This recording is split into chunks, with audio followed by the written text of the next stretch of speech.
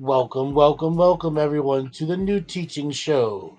Today, I'm joined by Dale, Tobin, Laura, and Maddie. One is lost in the tube, and the other is out in the forest. So take that as they will, but they are traveling, and it's going to be just Dale and I today reviewing Galactic History Part 2. Dale, Tobin, once again, welcome to the show. Hello, everyone, and welcome to this week's show. And this is a personal favorite for mine because this is one of the materials I found Andrew through the Galactic History. I believe it was part 13 or part 12. But it's the last episode we did when we went through part one. There was just so much more layers added and added to it. And I'm really excited for this show. And for questions as well, type your questions into the chat. If you want to ask Andrew or me a question, just drop it in the chat. So I think was it 4 or 5 months ago when we were having one of our team meetings in the background, and I think it was Joel said, "Why don't you do a review show?" And then Dale was like, "Let's do review Galactic History." Yes. Okay, and I'm like, "Great idea!" So we are now doing part two. You can go to the YouTube channel and find part one. It will be titled "Reviewing Galactic History Part One" with all of our names in there. It should be easy to find. So this is going to be episode two. So Dale, what does galactic history mean to you as the new person? Not everybody listened to galactic history that got them into me. Some people came from revocation. Some people came from completely different directions. The ayahuasca communities, the reading shows that went up that had nothing to do with the history. So how did the galactic history, affect you? It affected me greatly because it was just a full setup of what the reality is like and what happened before. Because for me, I felt like I was lost in the memory, what happened before my lifetime, what's gone on here, and listening to the information and all of those the hours and hours it is. There's so much truth to it. And when I first listened, all back then in 2013, there was such truth to the information and there was that discernment turning on and actually understanding this is true frequency because you can tell when someone's just making shit up, but when you listen to the galactic history you can just hear it in Andrew. There's true authentic frequency, and it changed my life in a way because it made me get a session with you. It made me realize about all the timelines, made me realize about self-healing, self-nurturing, and how important that is. So it's all in there. There's so much in there, confined into that space of galactic history. And listening back to it from the last show, it feels like every time I listen to it, there's different information what comes to me now because I'm a different person. So the person back then was listening to the galactic history to the person now. It's like a complete new show again because I'm hearing information I never heard before, or I wasn't ready to listen to that information. And obviously, Uh-huh. working with Andrew and listening to his teachings for a lot longer, I'm able to understand the information a lot easier now. So it's a lot different. The person back then listening to now, and these shows are incredible because the last time there was a lot of cricket moments because as we were listening to it and you were talking about it, Andrew, you're adding more and more different aspects to it, new Right. teachings and what you were going through then, because I do enjoy listening to your experience as well, how it was for you when you were doing it, what was going on. And I think everyone likes that story experience as well. Wonderful. And since I've done the first review, it has been a while since I've watched some of these episodes. Let's say a year and a half, maybe, since I've watched, maybe a little longer, maybe a year and 3 quarters, but not much longer than that since I've listened to the whole set. And I generally listen to it once or twice a year in the previous parts. And what am I listening for? How I've changed. And so it's a different form of review when I can review the me of then and the frequency that I emitted then to the frequency that I emit now.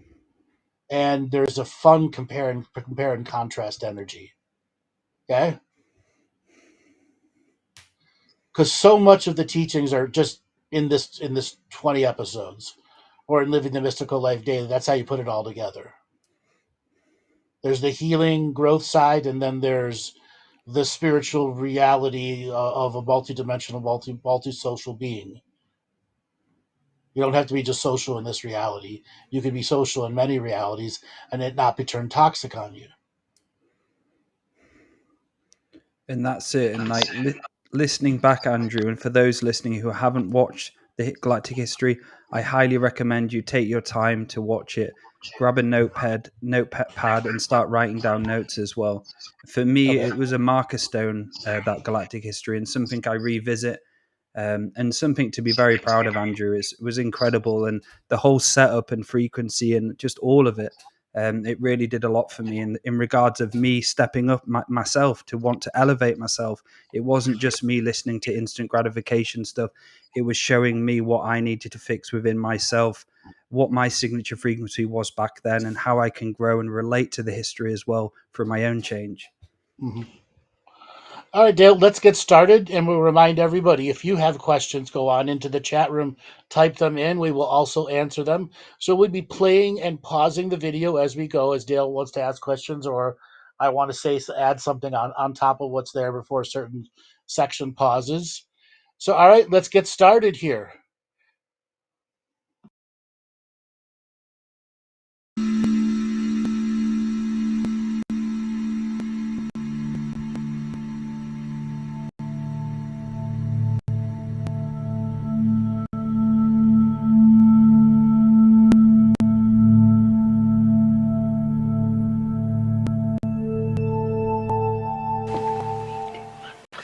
Okay, we're back. This is part 2. This is Lance White with Andrew Bartzis. How you doing? And we just left off talking about the Lemurian air cities, leapfrogging into the future to make corrections. Mhm. So maybe we can pick up where we left off. Okay. Lemurian air cities are a local reality that literally is in the air. But in between the cells of every atom is an infinite amount of space. So an air city can be out of reality in between the cells of the Earth and still be an air city out of phase of reality. So when they began to create dimensional drives that created time travel effects, the air city would go into Earth and then time travel that piece of rock and then come back into the air so that they can influence the timeline on a soul family level and on a DNA level. The people in the air city were looking for versions of themselves to correct. Some of them may have gotten darkness instilled into them. They would do healings on different people. They would, at times, literally create an invasion force because at the time the dark would have had the planet. Leapfrogging through time, making corrections in a system. So there is where I talk about time, leapfrogging through time. And this leads up to probably remote assassination, worldwide global remote assassination.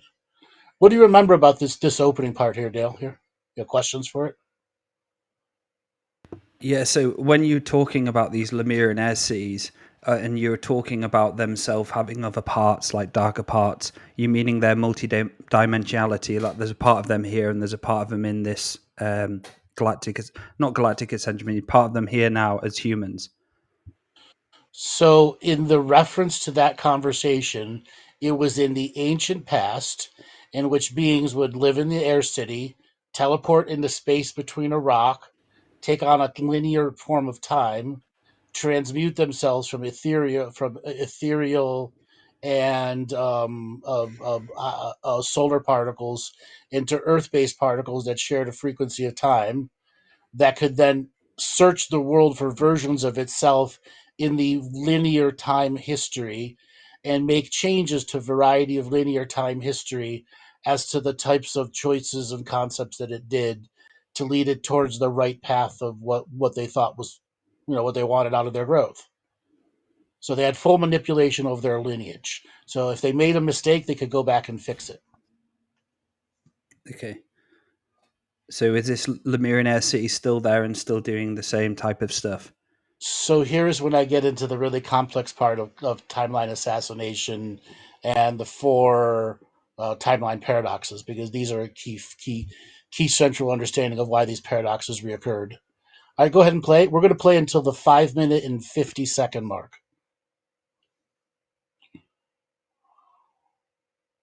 System where you have 5,000 other species creating time travel effects. It isn't easy. So you need a lot of cities to continually counter this. where we are right now, 2011 to 2014, every single bit of the time warp is about right now. It's about propaganda coming out. Propaganda that's thousands of years old, hundreds of years old, millions of years old. This propaganda influences the awakening, which is the end of the process where we must have graduation timeline. Absolutely, it's the Prime Creator's will. So, what is a Lemurian air city? A group of people come together, unmanifest physical bodies, and with that energy create a very dreamlike reality. And that dreamlike reality takes form in the upper atmosphere where the Aurora Borealis is.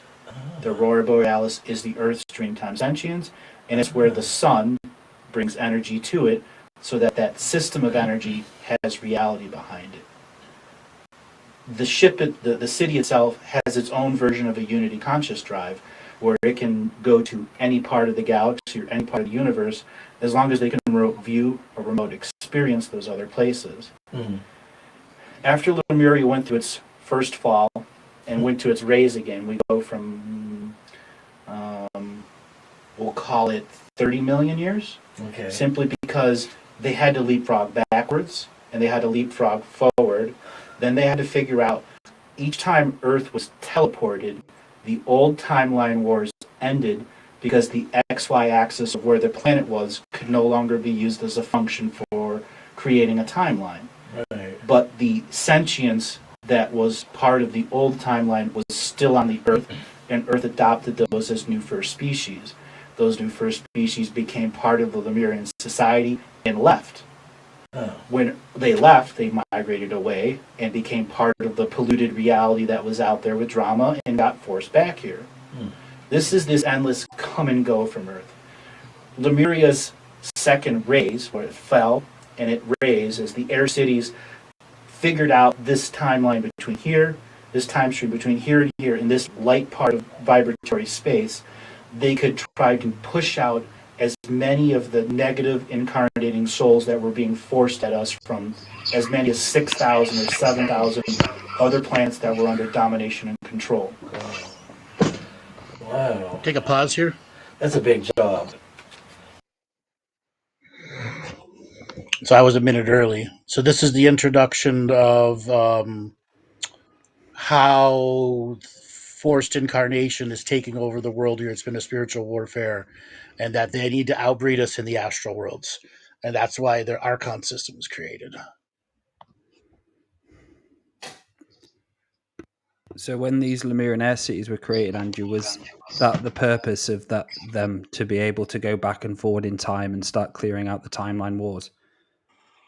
They were originally created before any wars had happened. They were in creation already, so that you could manipulate your linear time in multiple realities.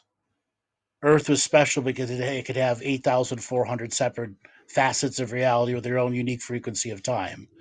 Okay, that has above, below, and within. Okay, so the surface world, the astral world, and the hollow earth world each have their own unique galactic signature frequency of time, and then a local time it's that's stamped to the outside edges, the surface population. Okay, so air cities were a way for surface population to raise frequency and enter the air cities, and then travel to the galaxy anywhere, as long as they could remote view or could remote experience a place, they could teleport there. Do they teleport to the Dreamtime Awakening at all, or are they not allowed to do that? Good question. They did not know there was a great Dreamtime Awakening. They didn't know any of that. They just knew they had needed to go beyond all predicted future. Well beyond it. No doubt about you're in unpredictability scenario. Like And that was obviously 100,000 degrees of separation. Yeah. Yeah. And I'm guessing with the level of chaos back then and what was happening, it was hard to kind of see the future like that and see what was Correct. going to happen. Yeah, like a soup. Yep. and that's the main purpose that the air cities developed into. They basically became leapfrog points where trillions of the population who were caught in in linear times that got disconnected had to get out of the way into a connected reality. So the etheric transference between teleported when the Earth would teleport from one solar system to another, a galaxy to a galaxy, it would take up a new linear frequency, and the old linear frequencies didn't work anymore. So you needed to have the souls how to get to and from those places because they were displaced. That's why we have a Mandela effect for those in the land of the forgotten, the ones that did not get a chance to make it to Lemurian Air City and teleport to the ancient future, and then continue to leapfrog into that unpredictable future. And imagine trillions and trillions of beings caught out of time, and thus that's what the air cities developed into rescue systems.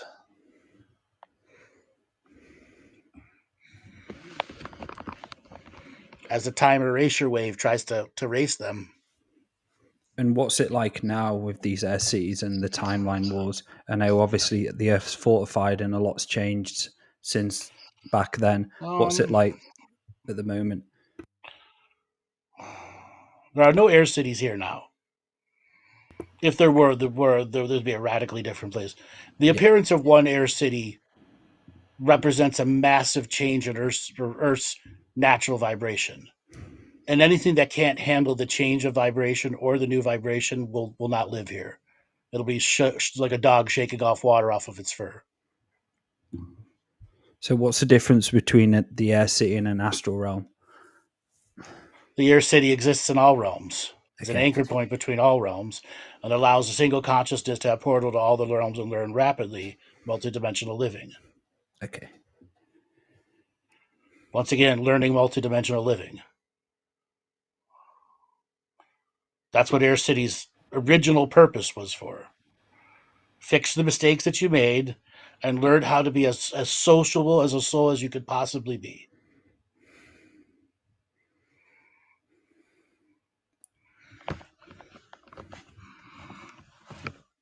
All right, does anybody have any questions from the chat room? Yeah, we've got a few questions, so I'll read a few out. So don't think it makes sense to start, but so is the going into Earth manifested as Lemurian lines and crystals? It can be called that, yes. I mean, it's a loose way of explaining it, but yes.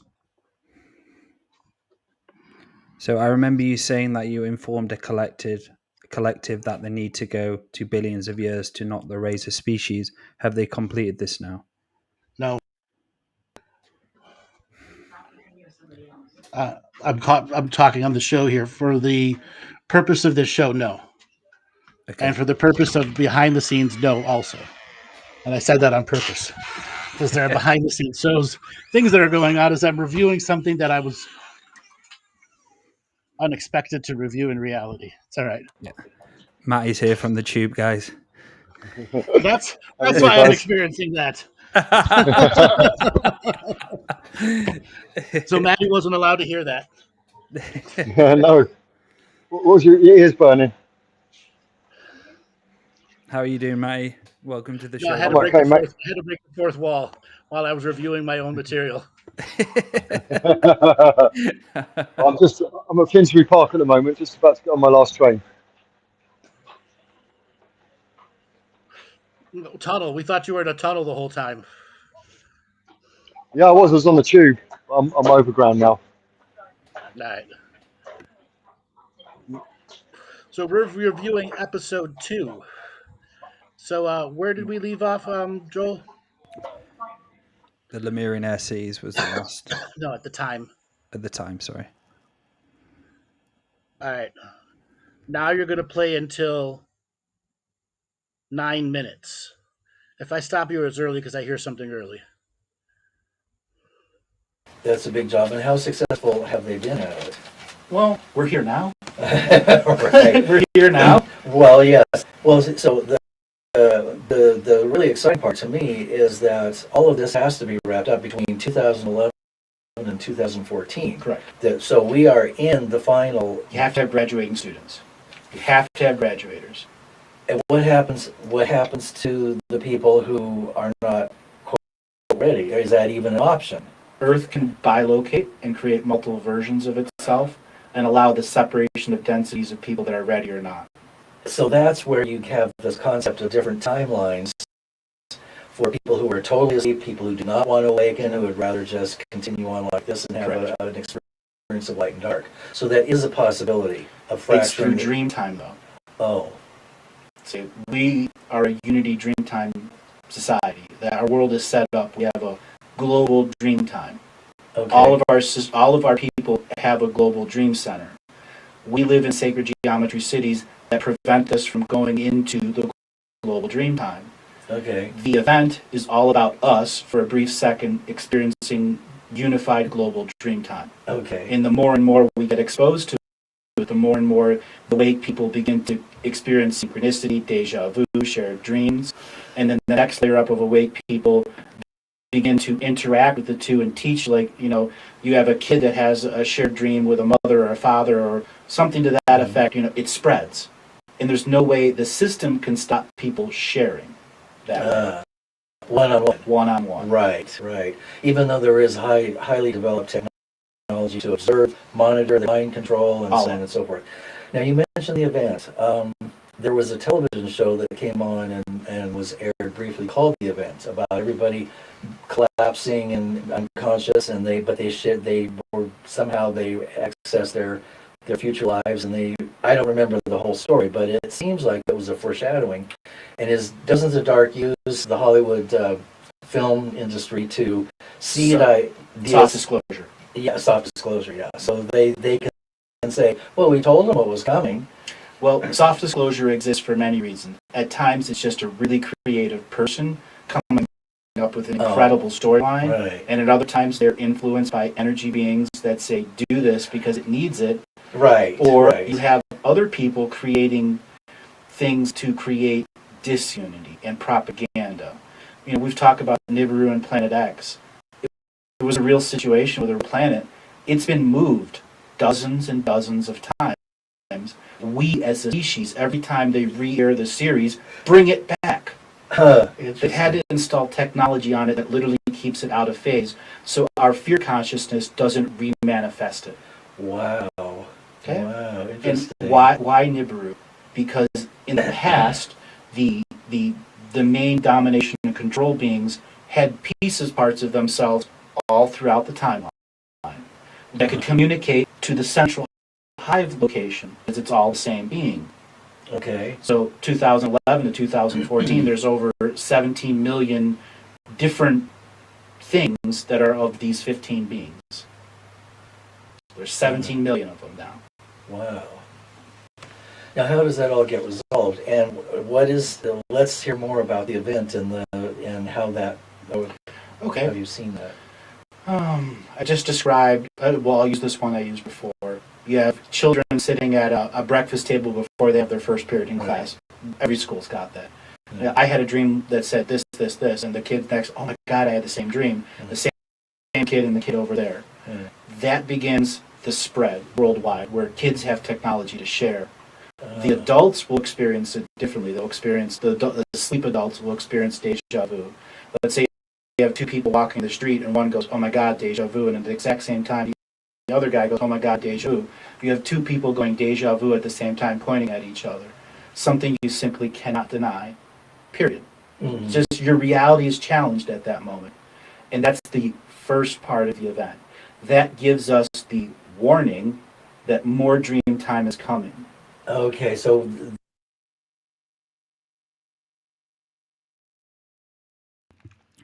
warning. That was a lot of information in that 4 minutes. Let's unpack that 4 minutes. I think, like you say, Lance is just like, wow. When you unload that information, and when I was first listening to it, it was just like, wow. That was at a time no one knew anything about any of this shit. Not like it is today.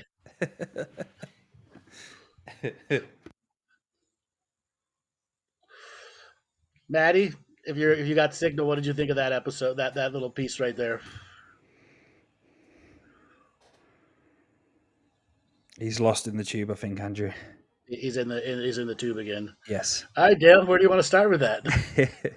So you were talking about the Dreamtime awakening and the event and everything happening in between, and this correlates with what you've said before. So the event's not going to be what we think it's going to be. It's going to be individual for everyone, isn't it? Everyone's going to Yes. have such a different, unique experience, not just like a collective shit going on.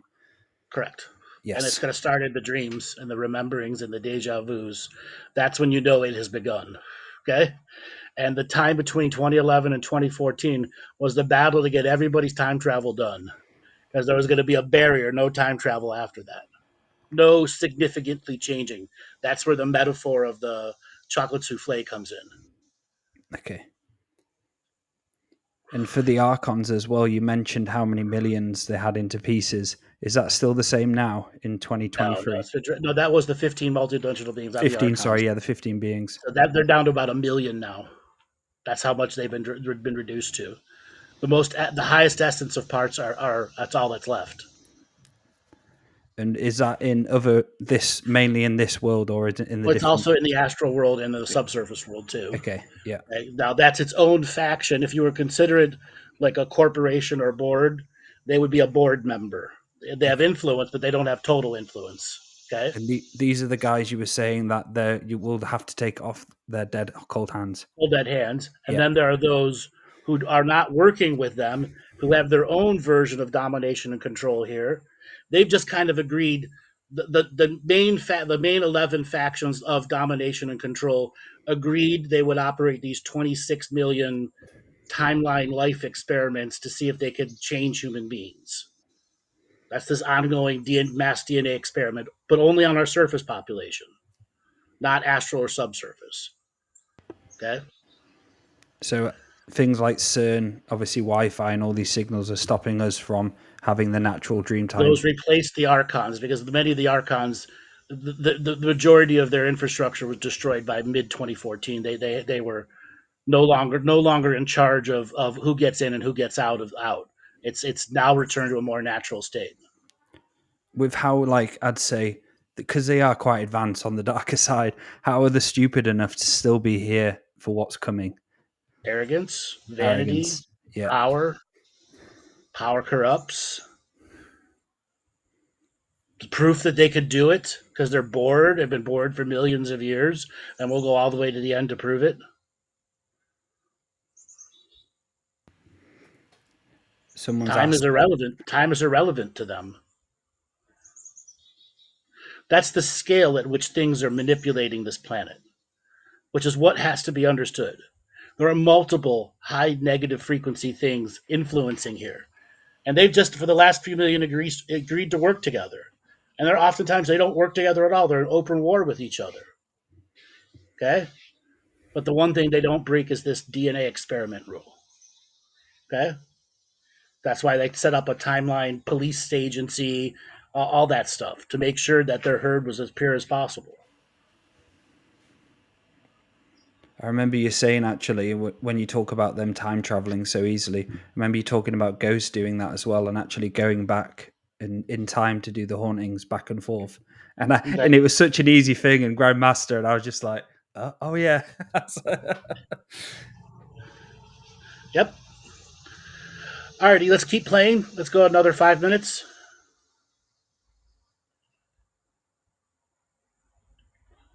That is all of.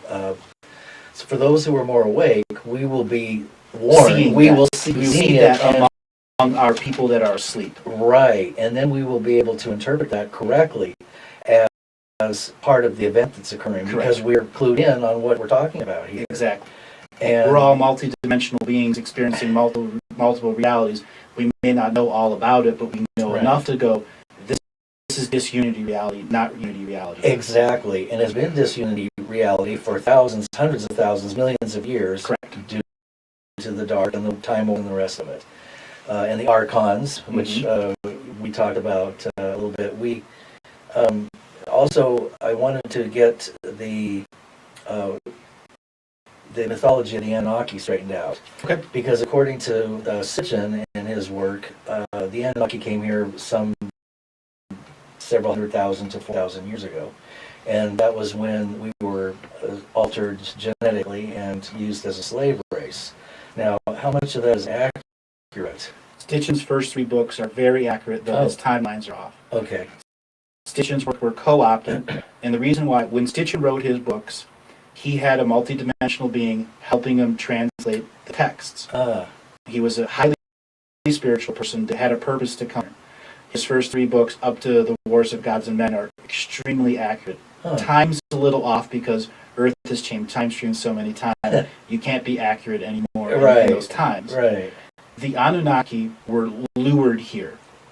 Their planet, Nibiru, whatever you want to call it, is what's called a free-roaming galactic entity planet. Okay. They have a drive inside them that doesn't need a solar system to support it. Okay. So they have a different version of a planetary drive. We have a unity consciousness drive. Okay. They have a dimensional drive. So the consciousness just needs a leadership society to function psychically with the crystalline technology of the dimensional drive so they can go anywhere they want. And when they go anywhere they want, they can do whatever it is that's within their free will to do. There was a multidimensional being, currently the one that's in charge of all the Arab countries. Okay. Its parts are all the heads of the Arab families, the so on and so forth. The decision-making people, and the one layer below the decision-making people, and then their banking families.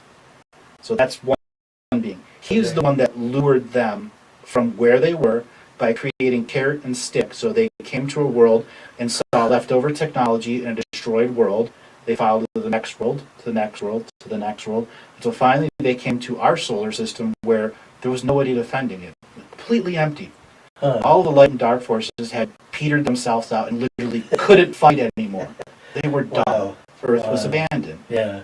Literally abandoned, except for what was left of us before the rise of Atlantis. Okay. Lemuria had fallen, multiple timeline wars, species die out, species leave, come back, and all of a sudden it's barren. The Anunnaki come in and go, where's all this technology and a bunch of, primitive-looking people with high spiritual technology? And they go, scratch their head. And that's when they realized that's us. They're DNA related to us. Okay, the being that lured them here lured them to trap them into this society. To get into Earth's solar system, you need to use the stargates of the sun to get in here. You have to have spiritual relations or DNA relations to get into a solar system. That's essentially how all of them work. The Anunnaki, as a free-roaming galactic planet, came into our solar system, and they never knew they had DNA relations to us, but the being that was luring them did. Trapped them in the incarnation cycle, and stripped them of their most powerful psychics, and forced them into a reincarnation cycle. And then the second layer, the second most powerful layer, became the new DNA inputs for the skin suit technology that we have here, because they needed the Anunnaki technology, the Anunnaki DNA, and the soul codes, because the Anunnaki had traveled all over the universe with their planet, can go anywhere. Wow. Well, the main control beings have been trying to collect soul codes. Soul codes determine your DNA and soul relations to a solar system. It determines where you can go. If you're a person that has only lived on 10 planets, you can only go to those 10 planets on a soul level. If you want to go to more, you have to incarnate into all of them. So what these beings were doing were drawing people here that soul codes from all over. So they needed the Anunnaki because they had a piece of the puzzle that would open up this section of the universe, this section of the universe, this section of the universe, so on and so forth. They got pulled in here. Now Stitchin was pretty much right about mining Earth, but it wasn't about the materials. It was literally that the energy that was in the materials needed to go somewhere else, so that the souls that were Earth-based souls who had migrated away would sense the energy of the gold somewhere else and then be lured back into the machine. That's these control. That's how they're playing the system here. The Anunnaki still have free will, but didn't understand the scale of the game they got brought into. Wow. So in a sense, they were there, even though there are no victims. They were in a sense tricked victims, just like the rest of us. So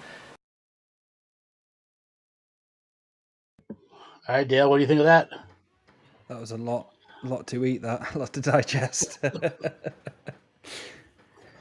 So, with the Nibiru, Anunnaki, and everything like that, so it's like just a booby trap, isn't it? It's just an essence of getting them here, trapping the shit out of them. And how did they escape? How did they get off planet, the Anunnaki? The same way we do. Okay. Raise a society, build ships, and try to get out and see if See? you can break the cycle. Okay. Yeah. And we've got a few questions as well in the chat. We've got actually quite Sure, a go lot.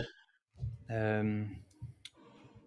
So, what is the impact of international control, timeline manipulation from them air cities and free will? I know we talked about that before. That's an old question, actually. They don't. The air cities aren't here, and they don't really have any control, any aspects of the control system. The control system is all digital now. The majority of the infrastructure that created the magical process of the 1400s to the 1700s done by the Masons is no longer an infrastructure that works. It's all been transferred to the digital system. And That answers so, that question. who's from Drill 801? Who's the being who lured Anunnaki? Does he have a known name? Okay, it wasn't one being that was lured here. It was thousands and thousands and thousands of them until it made absolutely perfect scientific sense to them that they had some of their DNA had origin stories from here. Enough of their population had this DNA Earth DNA soul code marker, meaning they just found a planet, and how could our DNA be on it if we've never met it before? Okay, which created the great mystery. How the fuck can this happen? And that's when they got lured into the Time Wars. So, one of the main reasons why they lured the Anunnaki was so they could become DNA relations to them. Because their soul codes were so vast. Okay. The Nibiru had been to millions and millions and millions of solar systems, which means it had soul codes to millions and millions and millions of places that we could outpopulate, because that was what Earth can do. It's a seed planet. You can seed life here and then transport it to other worlds and outpopulate a world. And can I ask, what's the situation now with the reincarnation grid, with all of the multidimensional beings, only a tiny bit of them here? Is it still us manifesting it more than them controlling it? It's more in a natural co-creative evolution than it has ever been before. But there are many systems that are constantly slowing down and checking for manipulation, which kind of slows the process down, but they Yeah. have to do their due diligence now. So was from J Mac, was the planet Nibiru before it was a free roaming planet apart from our solar system? Then the Where planet did it had originate? Where did it originate from? yeah. It originated in another galaxy that was far older than our galaxy. And then it grew in strength and power and earned free roaming galactic citizen in the galaxy that it came from. And then it learned how to gain citizenship in another galaxy by traversing the spaces between galaxies, the void space. And that's where it gained its technology to self. It didn't need a solar system to travel between those spaces. And that the population, even while in void space, could grow with the psychic strengths and still share solid realities in the middles of void spaces, so they could generate their own reality without a background solar system. And they made it to the next galaxy and the next out until they made it to our galaxy, and that's why they have millions of soul codes attached to them. And have they moved on to another galaxy now? No, they're kind of in stasis right now, because and like earlier in the episode, we can bring them back. We can go into fear mode again. The thing is, it has other roles to play in linear history to come.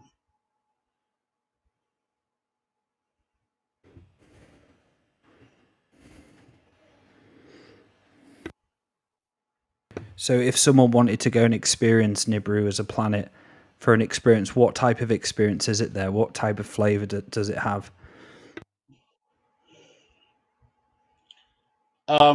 It's not a pleasant place right now. Yeah. Not a pleasant place. It is going through surface rescrambling of reality. So the fabric of reality on the surface can experience these rips and tears where other previous times could bleed through or bleed backwards. So the surface world is very, very difficult to operate in. You can operate in it, but it's extremely dangerous. Now, this has happened on Earth before also, but that's part of the resolution of the time travel wars that have been done.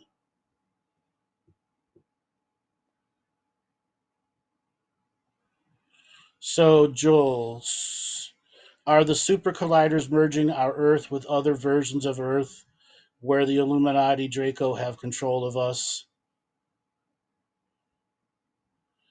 You can say that, but there are many other programs that the current Illuminati does not want to share power with other versions of even them themselves. So you have a large variety of domination and control meeting people, other domination and controls, and most of the time they cannot work together. There's too much distrust. And when they do work together and they cross realities, they do become a lot stronger, but it's so much distrust that it rarely, rarely happens. Do do you combine like that? And that's when you say there's not just one eye, there's loads of eyes, isn't there? Right, loads of eyes up there.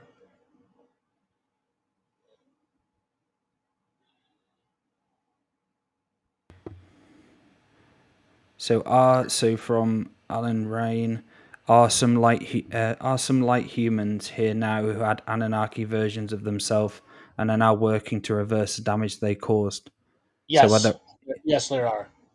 Yes, there are. And there are a lot of pureblood Anunnaki, even though they didn't enter a pureblood lineage. There are certain Anunnaki who have figured out how to game the background galactic system. So if you have planned a series of quality, good lives in which you're truly able to give back to society, you can earn points and somewhat get out of jail free lifetime cards, like you do in Monopoly, where you can go and fix certain lifetimes or do something that will change the course of human events to a positive relation. So you have that in place, which changes again once again the rules of what a Nibiruian can do here. Okay, or an Anunnaki. Not all Anunnaki come from Nibiru either. That's another thing to understand. They have a vast pool of DNA that they can call relations to. is that in this universe, the Anunnaki? It's fair to say that they have versions of themselves in other universes Yeah. and are aware of it and can have commerce with each other. Interuniversal commerce does exist. It's an exchange of wisdom.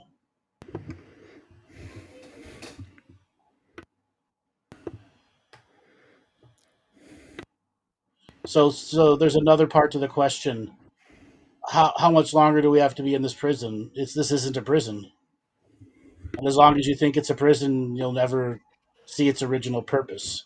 They want you to think it's a prison, but it's a training ground. It's a training ground on how to be a god, not a false god, one that has the capacity through the DNA to live extremely long periods of time, do all sorts of mystical, unique experiences, and train other species how to do it on their own.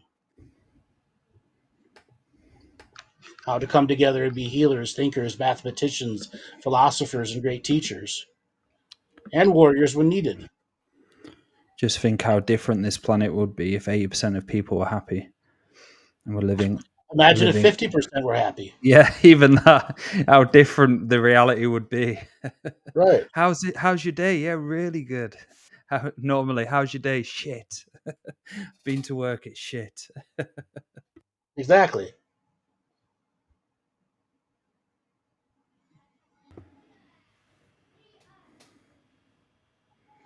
So, does planet Nibiru and a piece of planet that blew up in our solar system orbit it out of our solar system? No.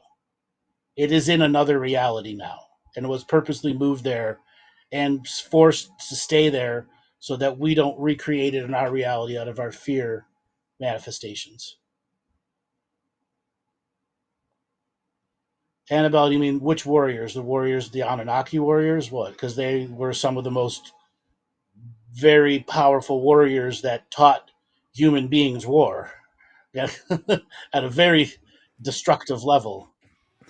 Imagine, training troops to have your ability to manipulate the kinetic force of a punch or a kick or a strike or make a wall of kinetic blast that could, be like 1,000-pound brick dropping on someone's head. Okay? They're called brutal kinetic warriors.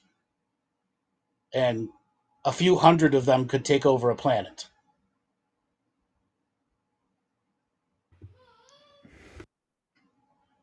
Lisa, no, they're not really at it.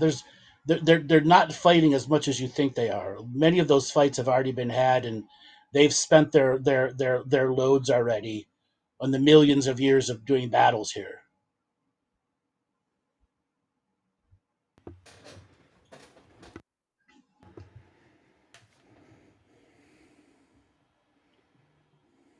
All right, so let's go ahead and play the rest of it.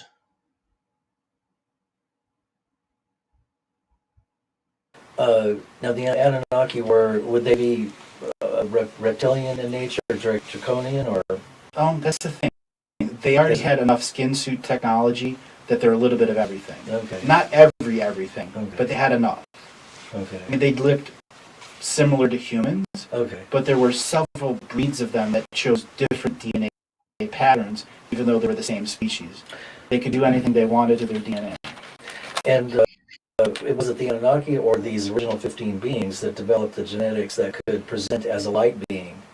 In other words, they've taken the best of the genetics of all the races and created a false light matrix. Correct. False light matrix essentially began by bringing the Anunnaki here. Okay. Okay. False light beings, false light technology was literally created by the Anunnaki and then spread to the rest of the planets of domination and control.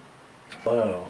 Remember I said there's womb chakras? Mm-hmm. That if you live on that surface, the planet interacts with you. Mm-hmm. You bring a DNA master and a Anunnaki weapons master and you put them there next to a pyramid that raises their consciousness.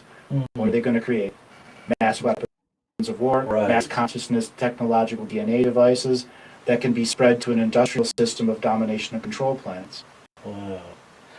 So, in a sense, Earth has become like a breeding ground for domination and control of the rest of the galaxy. Because of the chakras, the womb chakras here. We have 200. Okay. And that is unique. And beyond you, there are other planets out there that have womb chakras, but they all have 3 or 4. Wow. Okay, we have 200. Wow. Wow.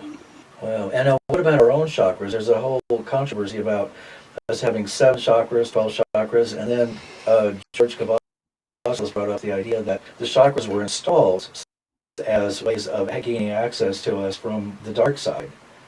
It is right, and it is also wrong. Okay. We have so many first species of Earth. Where do you start? Right. Okay.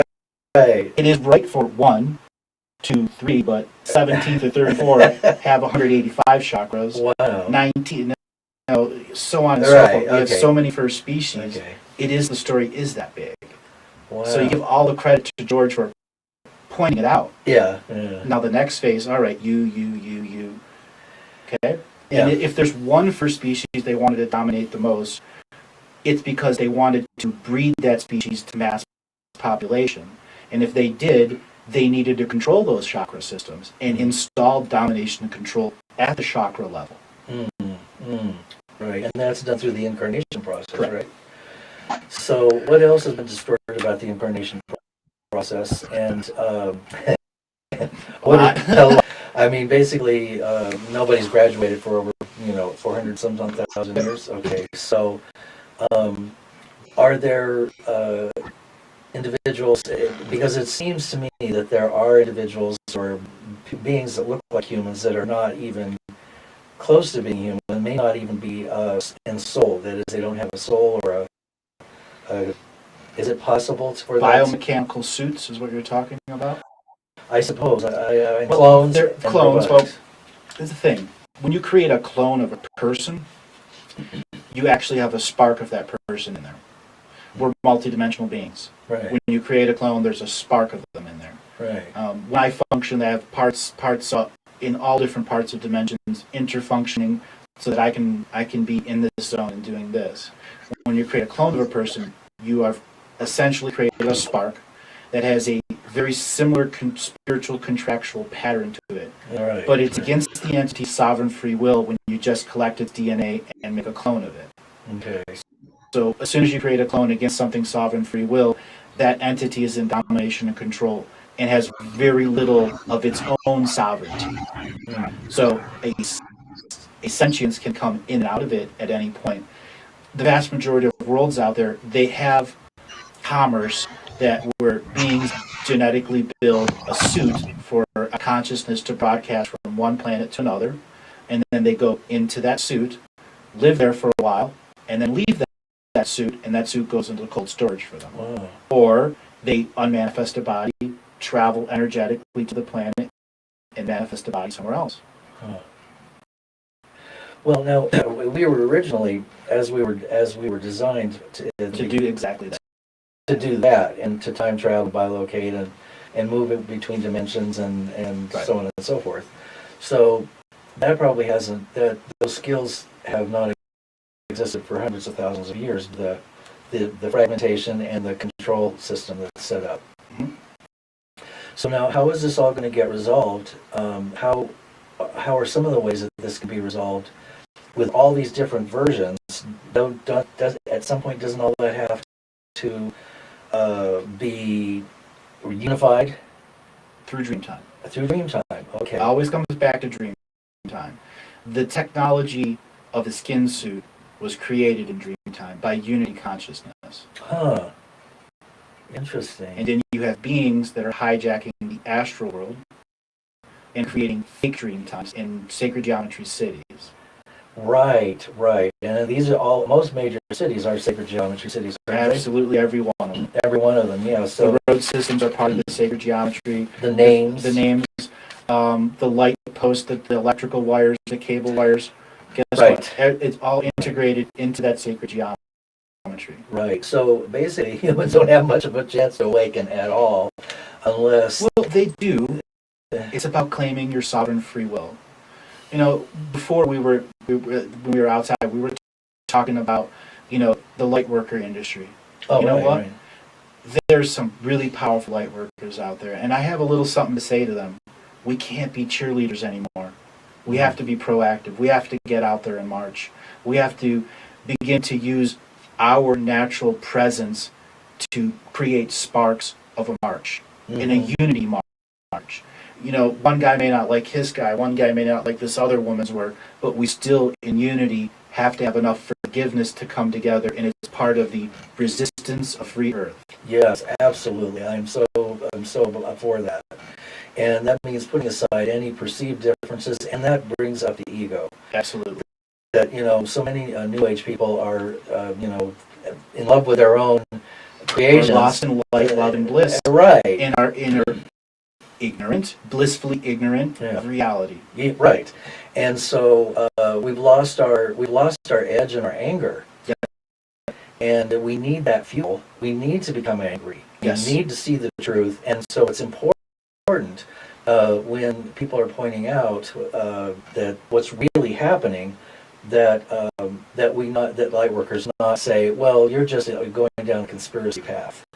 That we have to be able to see what we're talking about here and understand it in deeper levels, and so that we understand how we can come together in unity consciousness, because that is the key, isn't it? Absolutely. Unity consciousness doesn't have disagreeers in it. Right. Okay. Unity consciousness doesn't have a group of cheerleaders.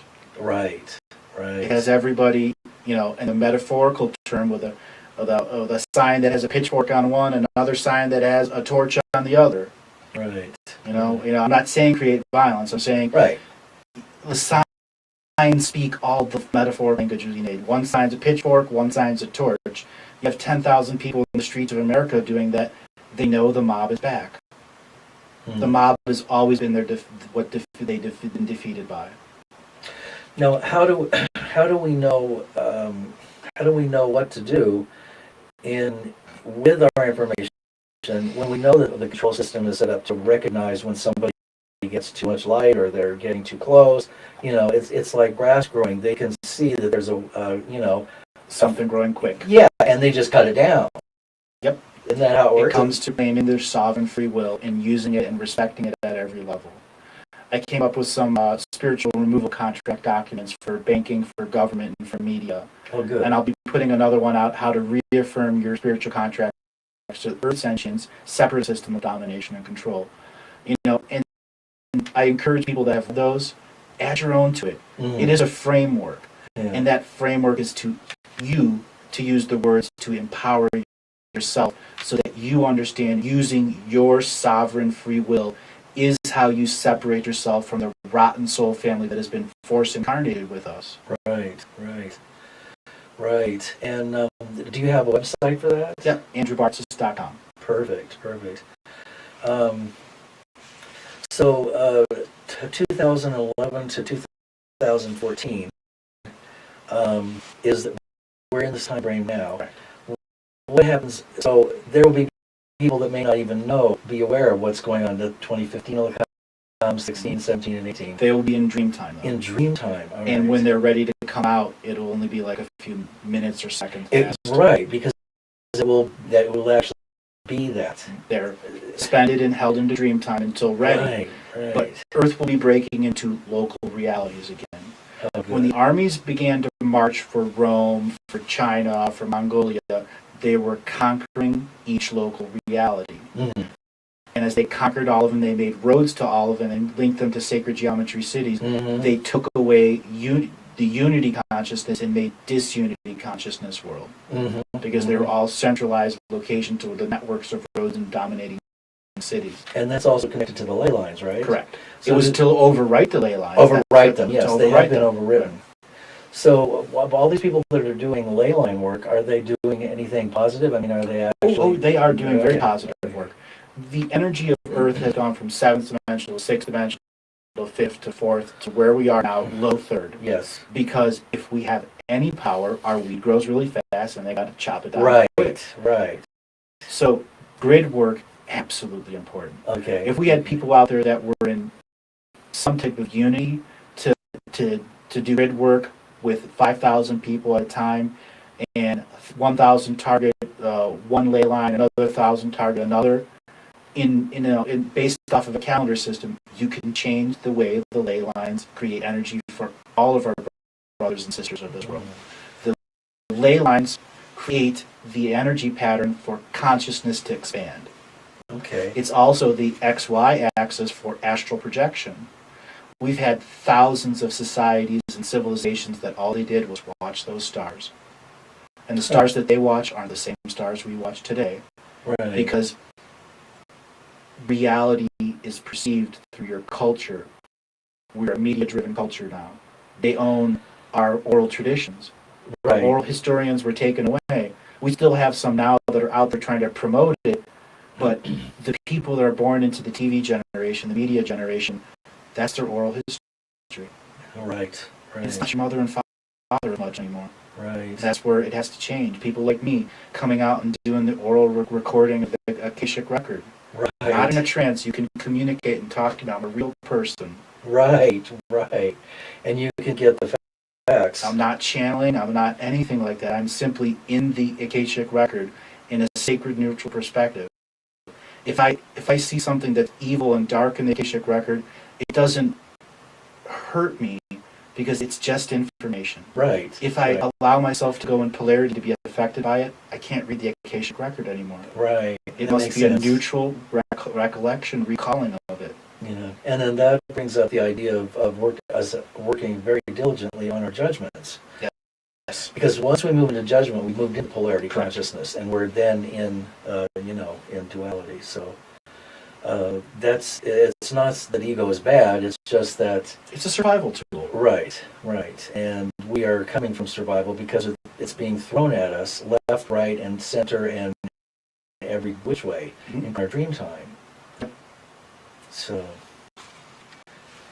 well, it looks like we're about ready to take another break, and we will return with Andrew Bartzis, and we will be talking more about this stuff. Absolutely. Okay.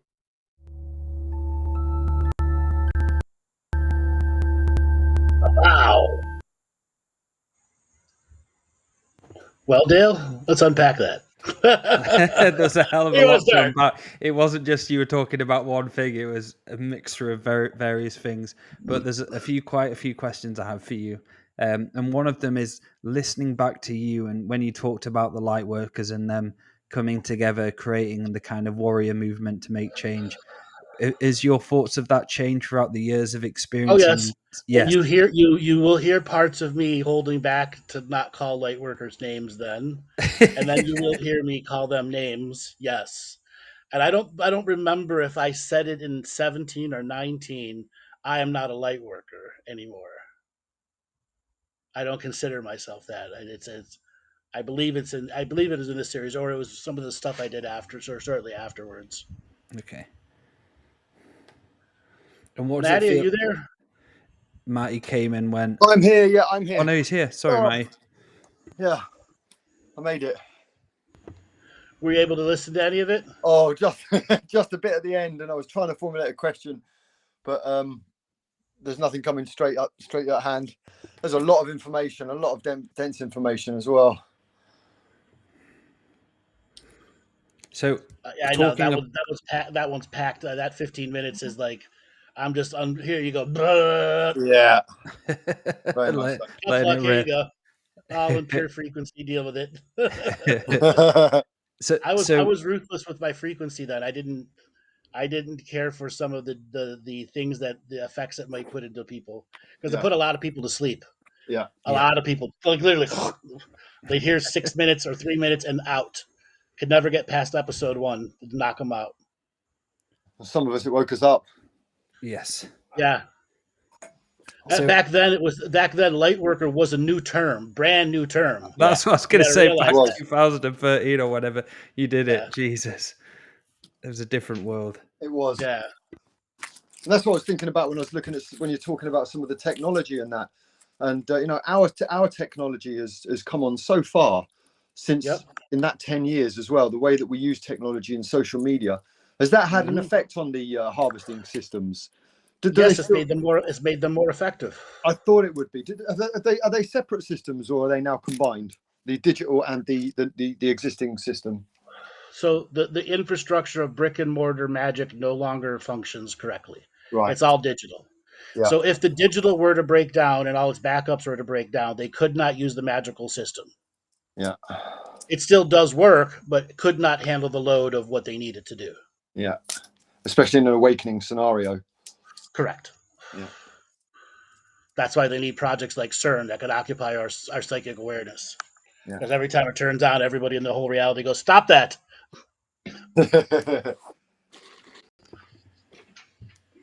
And they go, "Prove it. Show us you can stop it."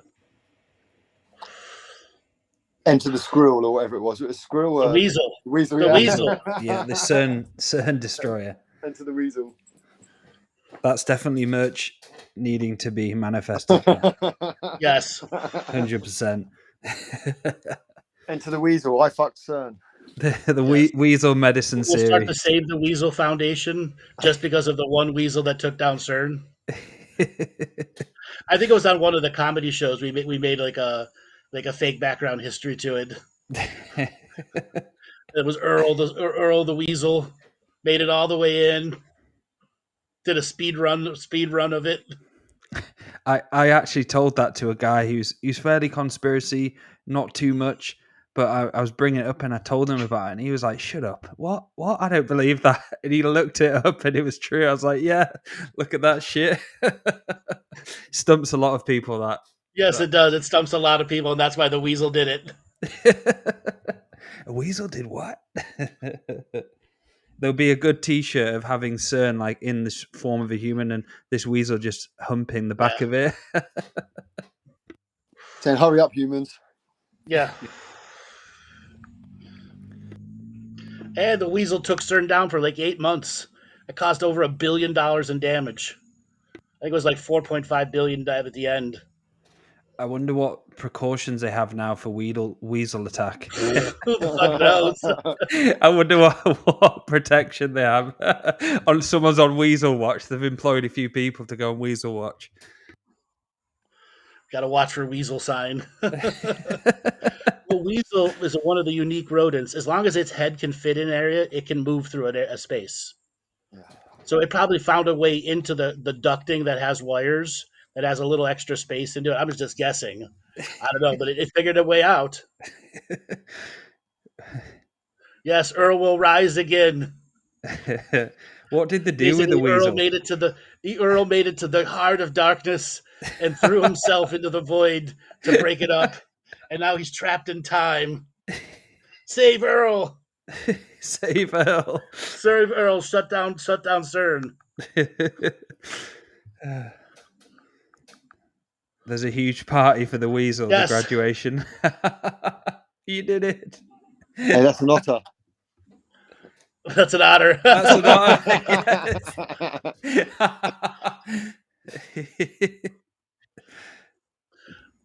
Actually, I think that's an American weasel. Yeah. Yeah. What happened? Do you know what happened to the weasel? Did it die in its mission? Yeah, it died in its mission, Of yeah. course, yeah. Fucking But lightworker it martyr. is exalted on the other side. There's a lightworker martyr. Yes. Not a light worker doing it, for I'll incarnate as a weasel and get it done. I'm not going to do this as a human. Fuck it, weasel.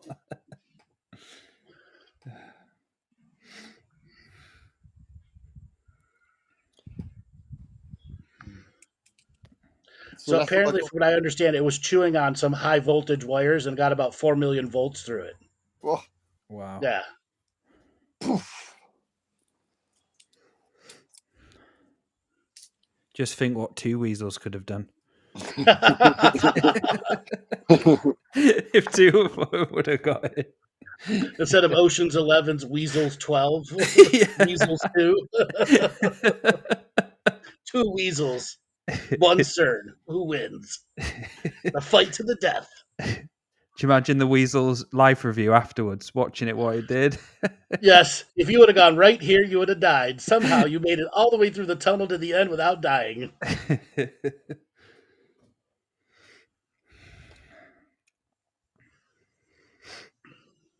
So when you read this kind of information, Andrew, when you were looking at it back then, how much of it has kind of changed?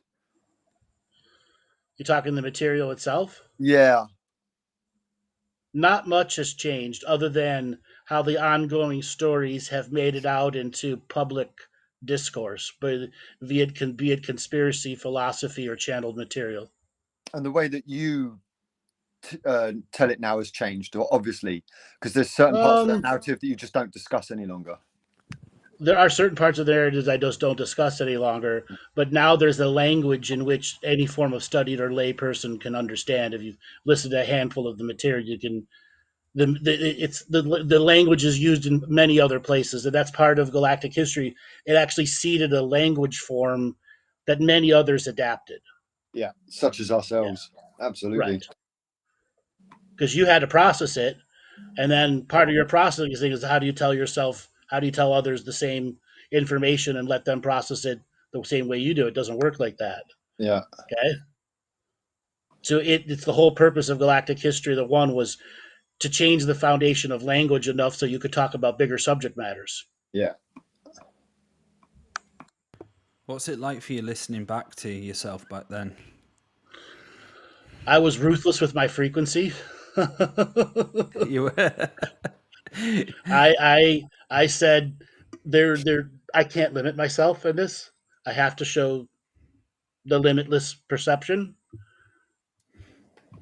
Then I just kept it on and on and on and on and turned it up and up and up and up and up and up and up until like level 14, 15.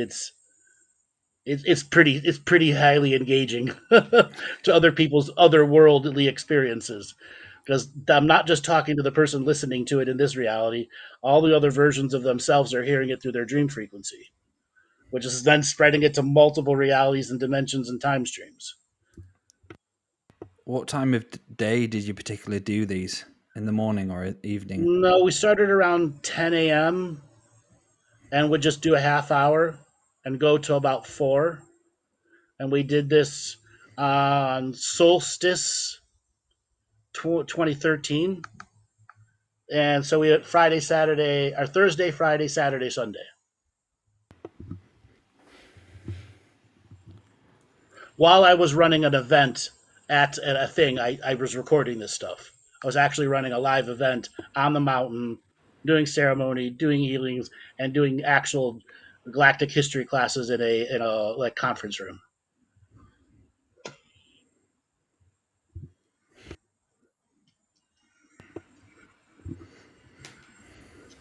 So I was very busy, very fucking busy. Have you peeked into what type of effect the Galactic History has had? Sure, Sorry, yeah. sure. It's had the effect that's got me here today. Today, the amount of people that it's reached is far beyond that I could ever imagine. I You have got me here input. today. I have impacted the colloquial now language of 10 years later. I'm not the only one that's done it. I was one of the many contributors. Yeah. Okay, to up high educational world. Okay, that was stuck in mediocrity. Just think as well. I think back then when I found you, if it was now, I wouldn't have found it because of how fucked up YouTube is now. Right. Totally different. Exactly. And the amount of people who would naturally find you through synchronicity, and not those fuckers are just completely. Like if somebody could find the original publication of the Galactic History series, I think the whole video, all 20 videos are, I don't know, like 18 million hits, 19 million hits, something like that.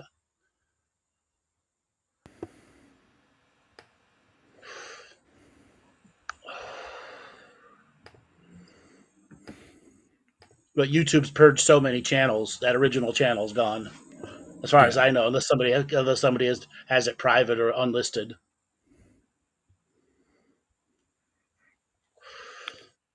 So let's have a look at some questions, guys. Yeah. We don't seem to have one. So here's one. It's from JMac. How do you feel about the theory of primal sound fields plus 15-dimensional time matrix that run in sets of 3-dimensional realities? True or false? So I'm going to say the nature of the question, the answer will be false. So primal sounds are DNA based. Something has to know what it's hearing to be primal. So there's a consciousness that's already created it through an experience of time. Now, as for it being able to go through multiple dimensions, it could. That doesn't mean it will. It's all about how the conscious is going to process it. Now, as a three-dimensional reality, a three-dimensional manifestation is what everything from the other realms are trying to do here. So if you if you were to find a primal being in third dimensional energy giving out a primal growl, what will it do to those listening to it who have the DNA to know that it should be fear, help, wellness, something positive, something negative? That primal energy influences a reaction, a system based reaction.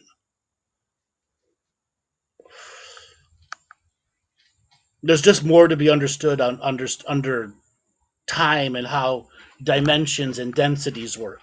There are certain dimensions that have very little density to them, and only a handful of beings can operate in them.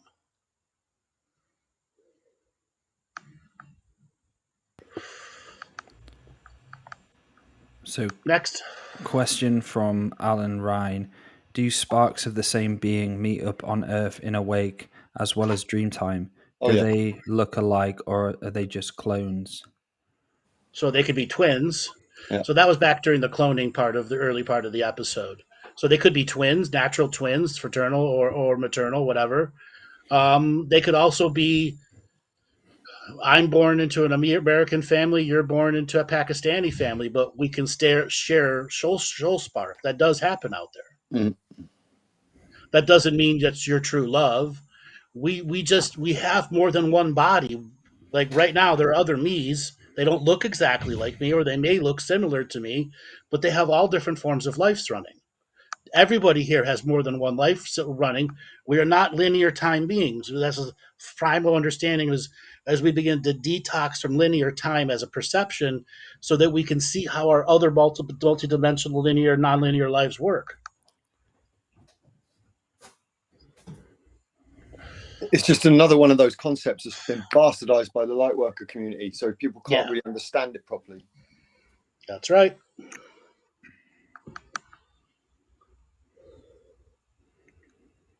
I'm just trying to see if there's any more coming here.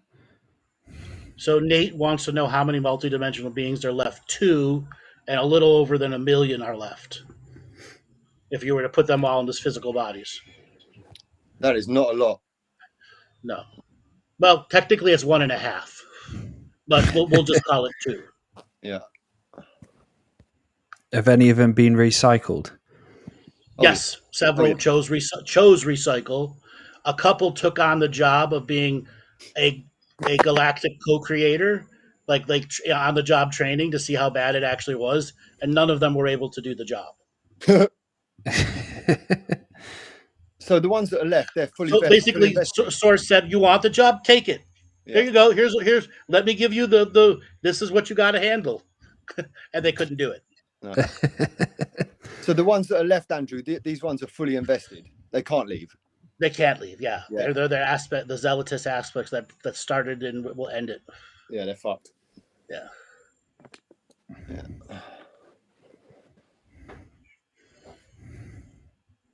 So they'll get Genghis Khan at some point. How many divine beings have you met in the last year? Each and every one of you are a divine being through my perception. Absolutely. You just don't realize your own power yet. Yeah. There really isn't such a thing as a non. When you look at it from that perspective, everybody has an unseen world, and the way that we engage in the unseen is you know, it is divine in nature. It's just the reality that we're in doesn't support that belief system. Right. And part of us is to become divine beings and to go out to the rest of the universe and teach them how to be divine beings too. Yeah. Where all the secrets that were learned here, good and bad, can be retaught to those, so they don't have to go through genetic manipulation to get it. So I hate using the word "so everyone realistically becomes an ascended master." No. That's a term specifically used for here.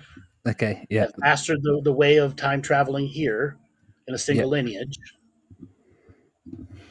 What is the term? Source being. We are source beings. We're source concentrated beings. We have a concentrated spark of force of universal spark in us.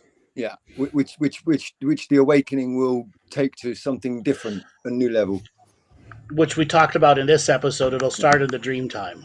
Yeah. Everybody's local dreams will begin like how many times do we say, you know, whenever there's going to be solar storms, everybody has problems sleeping. Yeah. Okay, that's because shit's going on. Yeah. And are we all going to become first species of Earth in the dream time? Say that again. Are we all going to become the first species of Earth? Because I remember technically, but it won't be looking like that. Okay. Because every first species has an original home world or a descendant of that home world in which they can go and call home. They don't need to be refugees anymore. Even though Earth has taken them on, they can reclaim their lost heritage. And part of Earth's graduating force will help those find their lost heritage and regenerate that world. And this is why we need the access to the inner Earth first. This is why we've got those guys. That's right. And is it still a drama chaos in the inner Earth at the moment?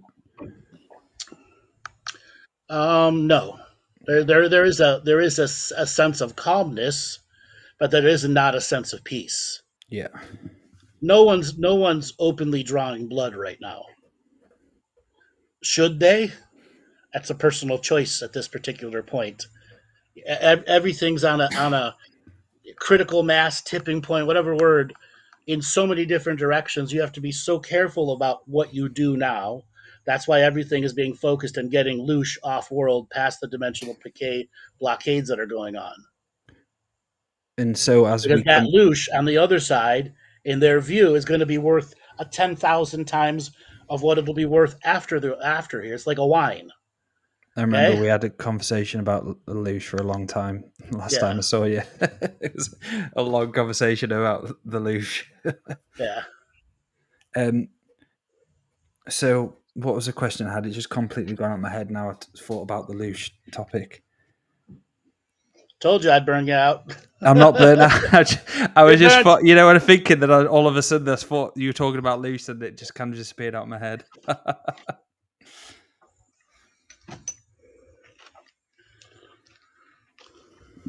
That episode was packed full of shit. Yeah. Was there a tiger feline race in Earth? Yes, there's many. Yes, they've been wiped out and come back many times. Ha ha, ha ha. Yes. There are many cat-like species in the inner Earth. Many, many, many.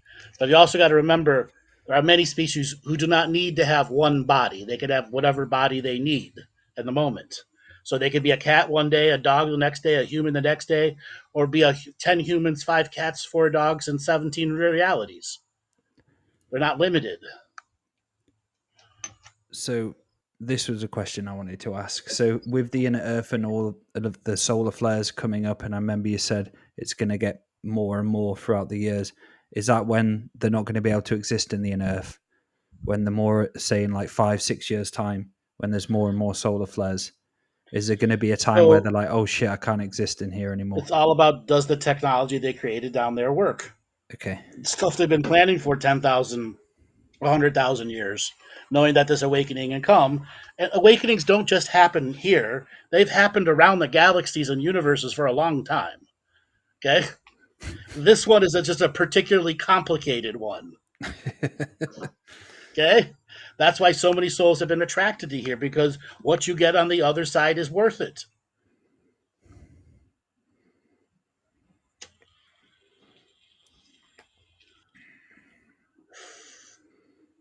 How do solar flares affect the inner Earth? Well, it charges the energy up in the inner Earth, and it forces energy into their systems, which makes them have to do things, make manifestations, not necessarily go to war, but do things. Yeah. They have to use that energy or it'll start damaging their own bodies. Lights a fire up their ass. Yeah. There are lots of bitch slapping contests. Like having Viagra. You got to do Have you something. Have you ever seen the Russian slap-offs? No. Oh my God. Maddie, have you seen those? I have, and the dwarf ones and the women's ones, and they're awful. It's so dangerous. Yes. So if anybody wants to have a moment of what the fuck is humans done in Russia, go onto YouTube and type in face slapping competition Russia. Okay? Yeah. And you'll see people get slapped so hard they instantly are knocked out, like a boxer knocked them out. Another one's, holy shit, he just took that straight up. Uh-huh. The UFC are actually doing that. Dana White's doing slap, isn't he? It's like he has something to do with it, because it's actually become a very profitable sport in Russia right now. Yeah. A lot of betting on it. It's so bad because when they slap him, they get him rid of the meat on the hand. It's just a punch. Yes. That's all it is. It's an open hand slap. Yeah. Dangerous. Not the best for brain damage. No. Well, a couple people have died from a single slap. Oh, yeah. Wow. Yeah. I wonder what the karma was there. Slap karma. So a guy slapped the shit out of him and I'm alive. Exactly. So, Maddie, do you have any reflections on what Galactic History meant for you? Because there are people who haven't heard about how you interacted with it when you first heard it.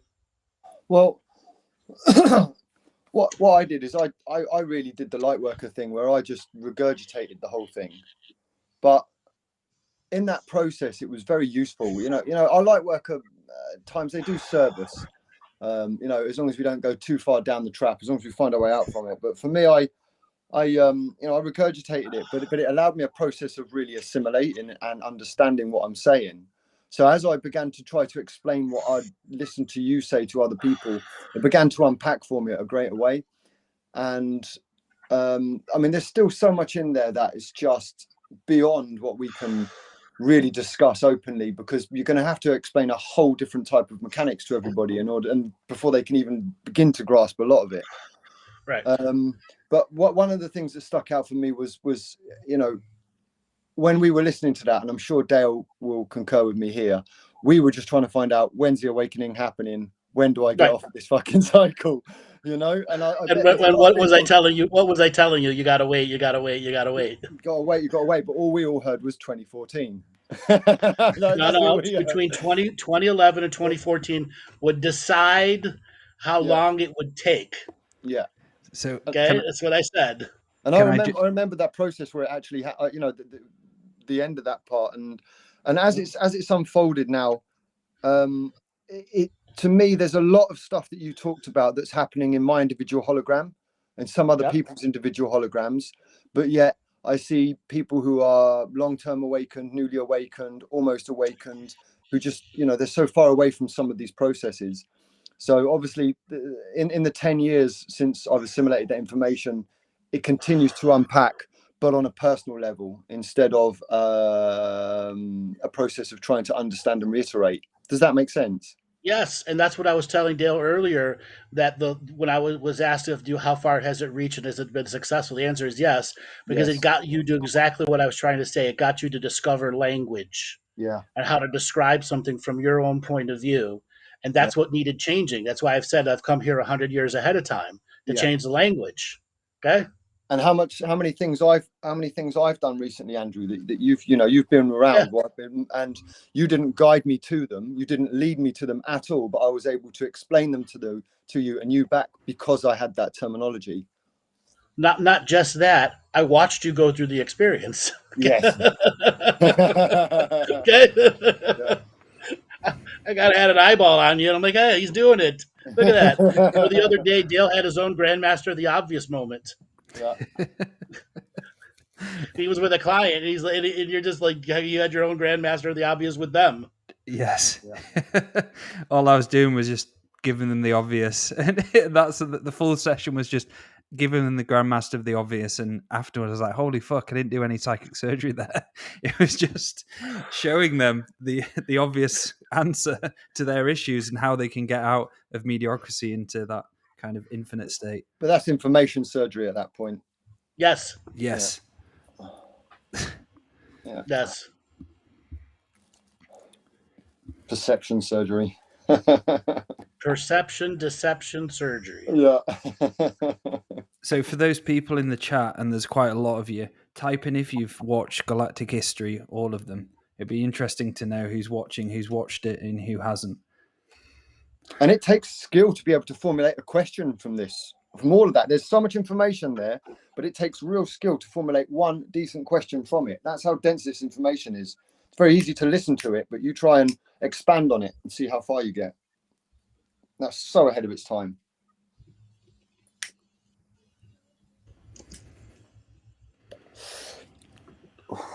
Six.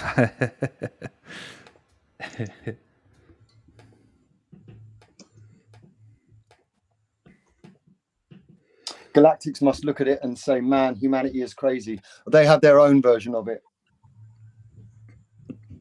Yes, And they if have their any- own version of it. Yes.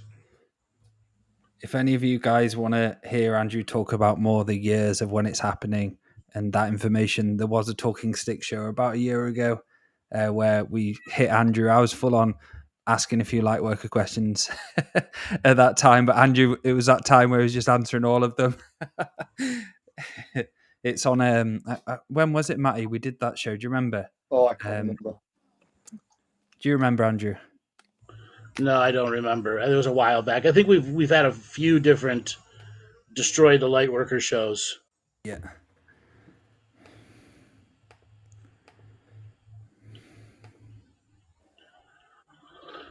Well, does anybody have anything else they want to bring up? No, I do apologise. I wasn't able to really get in on this one, and they're so dense anyway that you really need to pay attention to what's being said in order to formulate a question. So I'm afraid I failed there, guys. There was too much distraction going on. Just ask what your purpose is, Matty. Well, to be distracted. If you run out of questions.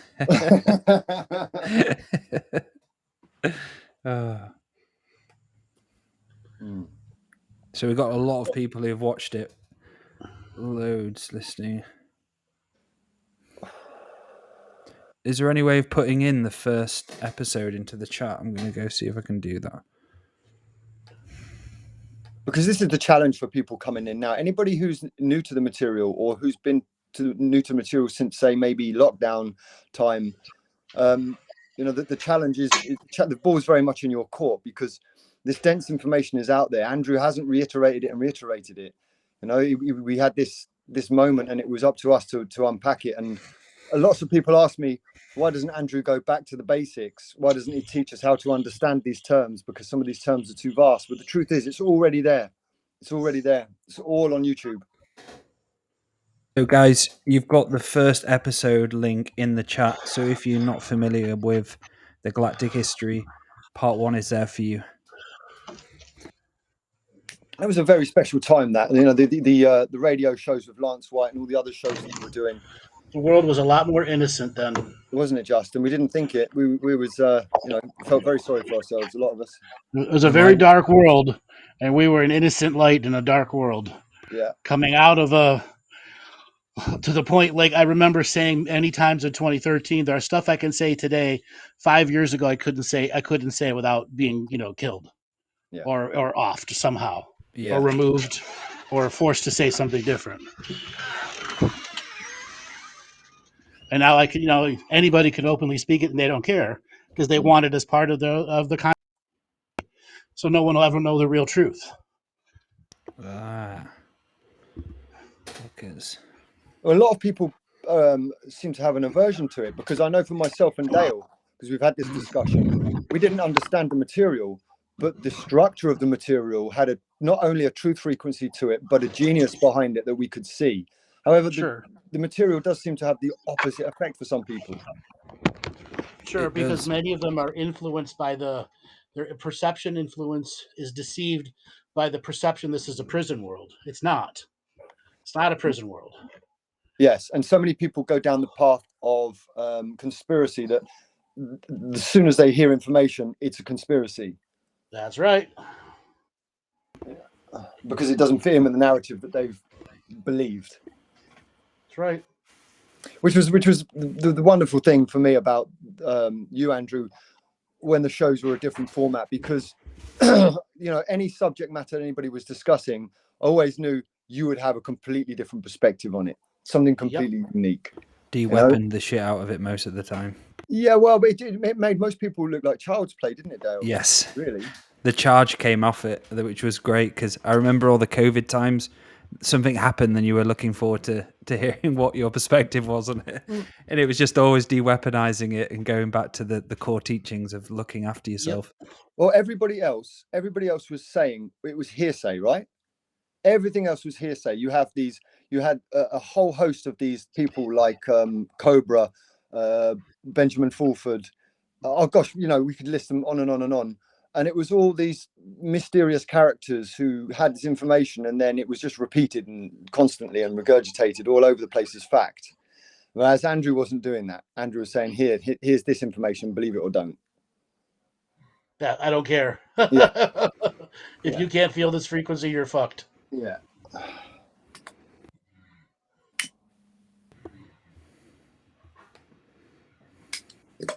Because in a way, it seems like a long time, 10 years, but it also doesn't. The changes that have happened in that decade are quite incredible for those who can see it, for those who have experienced it. And those who have the courage to do the inner work. Yeah, exactly. Themselves. Right. Inner work. Mm-hmm. And this stuff, then this stuff, and then this stuff becomes easy. Yeah. And the journey at large that you discussed, this is another fascinating layer about it, is that yes, you gave all of those descriptions, all of those, not stories is the wrong word, but all of that information, but yet has my personal evolution has happened, not that much of it related directly. My own story, and this is where you've always said all along, Andrew, is that we've more than we've ever heard, read or studied. And as That's that right. comes to reality in our own story, in our own hologram, and our own evolution, we realize that, the scales at which this goes to. And that kind of information that you presented was just a snippet, a peek into a certain era of creation.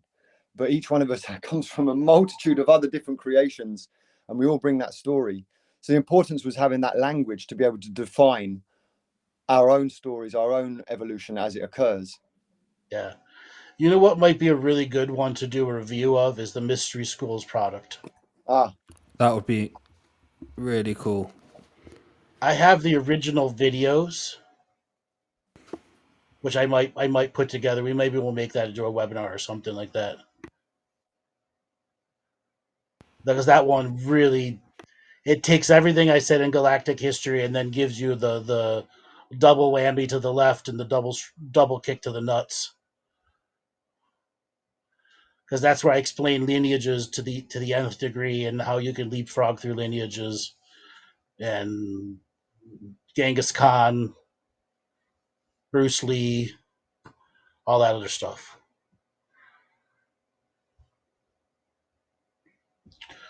Well, I think we're up at the end of the show, guys. So, Dale, why don't you give a way for people to get a hold of you? So if you want to head over to daletobin.com, if you'd like me to be the Grandmaster of Obvious of your reality and do some soul surgery and help you find a pathway back to yourself, bring you back onto this timeline and make you feel good after, head over to daletobin.com and book a session with me. I also have psychic surgery dates coming up, and I will have the psychic surgery training as a product on my website at some point. So yeah, thank you again, Andrew. Thank you, Matty, and for those listening, an incredible show. Maddie, give a way for people to get a hold of you. Oh, he's not here. Is he? He's gone back. You go to He's Maddie lost in the Waller tube again. at twofeathers.com and contact him there. I All right, can't you go do to a my Matty voice. website. I was good at Laura's, but I can't do Matty's. You can go to my website, andrewbartzis.com. We have the combined healing therapies that's coming up in New York. Also, I believe September 28th, and then the 1st to the 5th, I believe. You can go to the landing page there. It's actually, if you go and click on the store button and you go down to combined UK combined therapies, you can get all of your information right there. So we do still have spots available. Everyone encourage you, if this is the time of year you want to go through a visionary healing experience, come and get multiple hours of combined therapy while we will be in New York. And All come and right, meet Joel, Andrew. take us away.